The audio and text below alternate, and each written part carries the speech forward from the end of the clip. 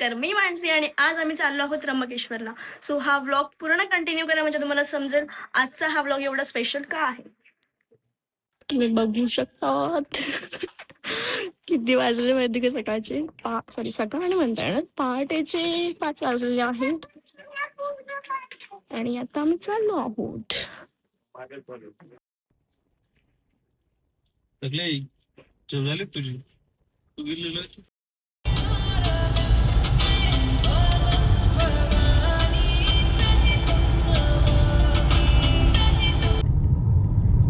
Same प्लेसवरची एक गोष्ट मला तुम्हाला सगळ्यांना शेअर करायची आहे. तेच स्पेशल आहे आजच्या व्हिडिओमध्ये. ही प्लेस तुम्ही बघू शकतात. सेम प्लेसवरचं एक इन्सिडेंट आम्हाला सांगायचं आहे. तर लास्ट इयर आम्ही सेम डेटला म्हणजे 5 मार्चला त्र्यंबकेश्वरला आलो होतो. तर आम्ही असं बोलत होतो, नवीनच होतो ओळख आमची. तर तेव्हा आमचं चाललं होतं की थांबा ना यार, मी बोलते ना, सांगते, मी पूर्ण सांगायचंय मला. तर गोष्ट सगळं फ्लॉप केलं. तर लास्ट इयर आम्ही नवीनच ओळख होती आमची आणि आम्ही असं सांगत होतो एकमेकांना की नाशिकमध्ये राहून सुद्धा त्र्यंबकेश्वरला आपण अजून गेलो नाहीये. तर दोघं पण आम्ही गेलो नव्हतो आणि आम्ही खूप वेळेस प्लॅन केला पण कॅन्सल होऊन जायचं. तर आम्ही विचार केला की देवाच्या मनात असेल की आपण सोबत जावं.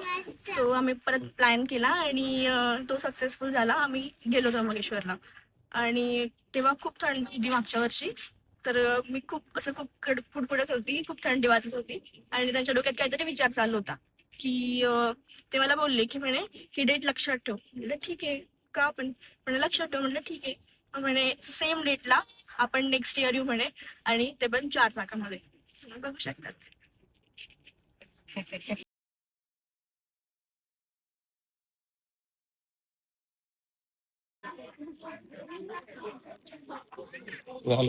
काय करणार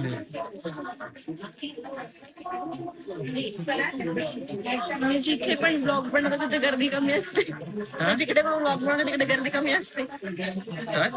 जिकडे पण ब्लॉग बनवतो ना मी तिथे गर्दी कमी असते.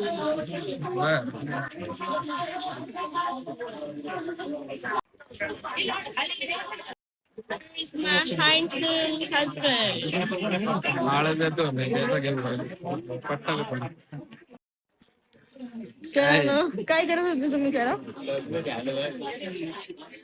आता आम्हाला खूप जास्त वेटिंग करून करून थकलोय आम्ही, म्हणून आमचं काहीतरी प्रयोग चालू आहे. आर्टिस्ट्री करा ना.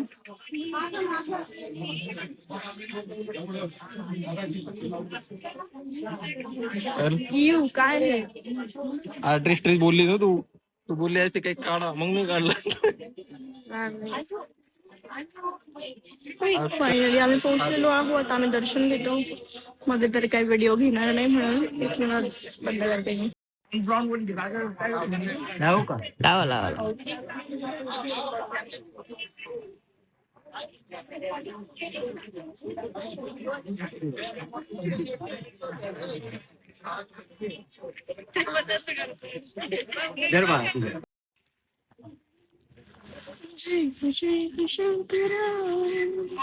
आमचं आत्ताच दर्शन झालंय.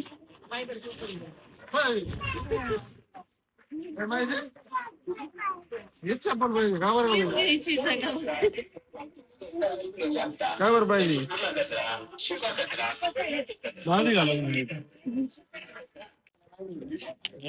नवीन चप्पल चालता येते असंच म्हणणे. मामा इकडे बघ. दादू खाली बघ. गणपती बाप्पा. माऊ तिकडे तिकडे तिकडे टीव्ही मध्ये दिसतंय. तर आपल्या लास्टच्या म्हणजे कारच्या व्हिडिओला सगळ्या ब्लॉगमध्ये सगळ्यात जास्त व्ह्यूज आलेले आहेत आणि कमेंट पण आलेले. तर बऱ्याच लोकांचे खूप प्रश्न होते की ही कार डिझेल आहे का पेट्रोल आहे, कितीमध्ये घेतली, परत कधी बुक केली आणि कधी आली, तर त्याबद्दल थोडंफार तुम्ही इन्फॉर्मेशन द्या. म्हणजे एक एक करून सांगू. हा, एक एक करून. कार तर आम्ही ऑलमोस्ट 16 डिसेंबरला बुक केली होती आणि तेव्हा ऑप्शन नव्हतं बुक, फक्त बुकिंग अमाऊंट द्यायची बुक करायची एवढंच होतं. ऑप्शन नव्हतं की कोणतं व्हेरियंट करायचं. पण आपल्याला घ्यायची होती डिझेलच. डिझेल म्हणजे मला त्याच्यात नाही जास्त कळत, यांना जास्त कळतं, पण डिझेलच घ्यायची होती. आपण घेतली डिझेलच आहे आणि टॉप मॉडेल मॅन्युअल मध्ये घ्यायची होती. म्हणजे मॅन्युअल म्हणजे गिअरवाली टॉप मॉडेल घ्यायची होती, ब्लॅक कलर. आणि ती गेली ऑलमोस्ट आपल्याला 27.5 मध्ये. त्याच्यात 1,10,10,000चं पीपीएफ आपण केलेलं आहे, म्हणजे 28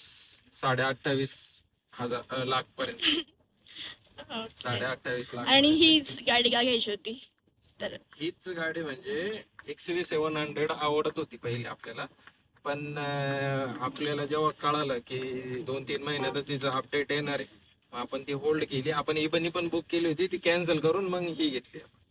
हिच्यातलीच इबनी ऍडिशन येतं ब्लॅक मध्ये. म्हणजे या गाडीमध्ये असं काय वेगळं आहे?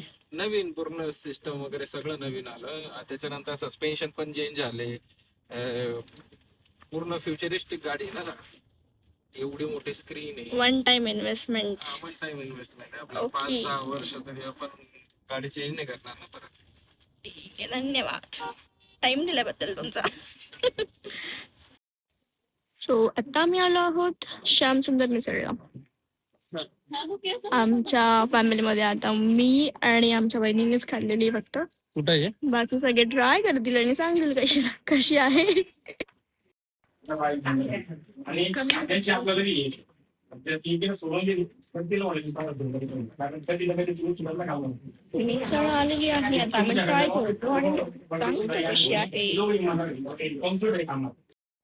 कशी वाटली मिसळ?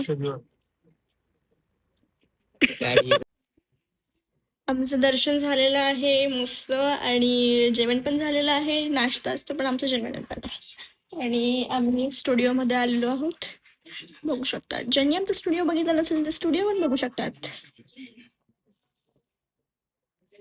आणि अवर लव्ह स्टोरेज म्हणून आमचं इन्स्टाला पेज आहे, त्याच्यावर मी रील सुद्धा टाकलेली आहे या रिलेटेडच. जे मी तुम्हाला सांगितलं की आजचा दिवस स्पेशल का होता त्र्यंबकेश्वरला जाण्यासाठी, तर त्या रिलेटेड एक रील सुद्धा टाकलेली आहे, ती पण तुम्ही नक्की बघा इन्स्टावर. बाकी पूर्ण ब्लॉग कसा वाटला हे नक्की सांगा. बाय बाय आणि सबस्क्राईब करायला विसरू नका.